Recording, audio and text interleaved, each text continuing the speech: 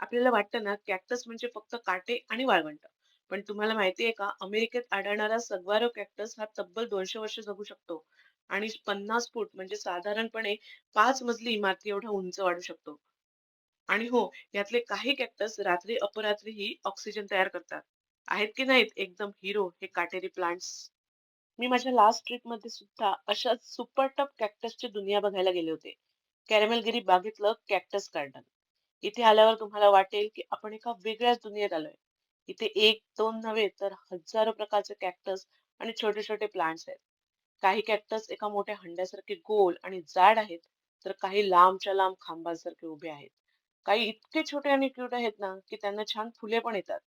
तुम्ही बघाल तर कळेल की कॅक्टस फक्त हिरवेच नसतात. इथे पिवळे, लाल आणि जांभळ्या शेड्सचे पण कॅक्टस बघायला मिळतात. कॅक्टस एकदम टफ असतात. त्यांना पाण्याची फारशी गरज नसते. कारण ते पाणी आपल्या जाड भागांमध्ये साठवून ठेवतात.